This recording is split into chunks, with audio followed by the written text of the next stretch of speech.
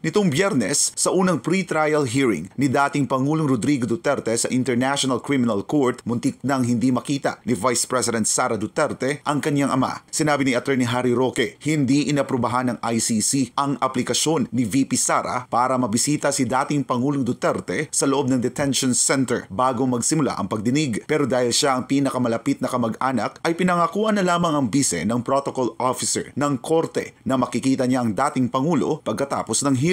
Nitong weekend, muli na namang naibasura ang hiling ni VP Sara na mabisita ang kanyang ama. Sa halip, sabi ni Roque, ay nagdala na lang sila ng tsinelas, pajama, kumot at mga gamot na lahat ay kinailangan ng may kasamang liham bago maipasok sa loob ng detention center. Around 8 o'clock in the evening. Okay? 8 o'clock in the evening. Pero hindi po kumpirmado na yan ay naibigay na kay Presidente Duterte. Nitong Lunes, hindi pa rin inaprubahan ng ICC ang request ng pangalawang Pangulo na makita ang kanyang ama. Wala rin siya approval to visit together with E.S. Medialdea. E.S. Medialdea requested that the Vice President and Kaufman be allowed to visit with him.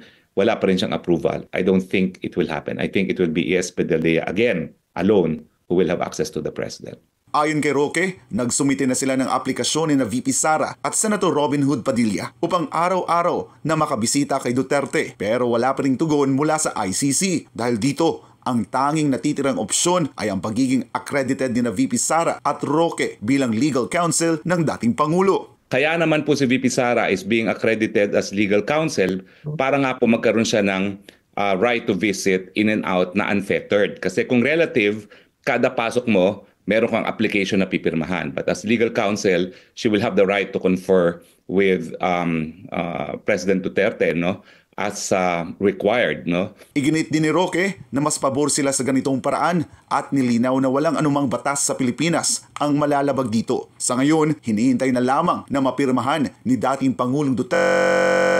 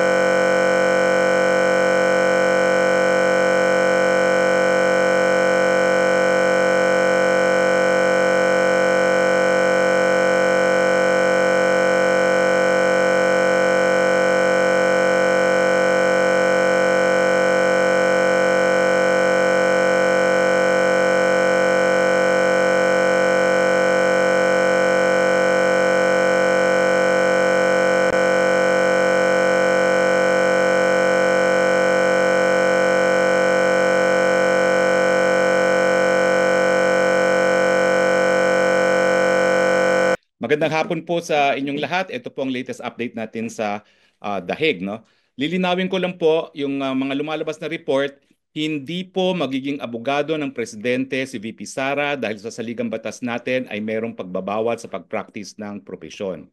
So ang kanyang karapatan po bumisita ay birang anak, no? So ulitin ko po, hindi siya papasok bilang isang abogado. Pero kanina po, alas 9 hanggang alas 10:30 ay nakapasok po at nakabisita si Executive Secretary Medialdea, former Executive Secretary Medialdea, at importante po na malaman ninyo kung anong lagay ng ating presidente. So ES, kamusta po ang ating presidente? Magandang hapon po sa inyong lahat. Okay naman siya. He's in very high spirits.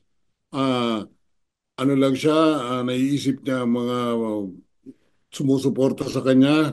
Nagpapasalamat siya sa inyong lahat. Ituloy niyo lang ang dasal. Isa sa medyo namimiss niya yung kanyang usual na kinakain, yung tuyo, yung munggo, at higit sa lahat, yung piniritong saging. Yun ang nawawala sa kanya. Other than that, he's okay. Pagdasal, keep on praying for him. Maraming salamat po. Gano'ng katagal po yung bisita ninyo? Siguro effectively mga 1 oras lang. Kasi maraming protocol ho pagpasok, pero sumusunod tayo sa proseso nila. Ano naman pong itsura ni Presidente Maganda Duterte? naman ang itsura niya. Medyo nakahabol na ng konting tulog. Yun, okay naman. Meron ba siyang mensahe para sa mga nagmamahal sa kanya dito sa buong mundo? Tinanong ko siya niyan. Sabi niya, mahal na mahal ko kayong lahat. At Maraming salamat sa lahat ng suporta na binibigay ninyo sa akin at sa aking pamilya. Okay. So, maraming salamat ES ha. Si ES po ay nagmamadali, nasa baba ng kanyang sundo. We will give you the latest update pag meron naman po. Maraming salamat po. From The Hague, Harry Roque po, your spokes. Bye-bye.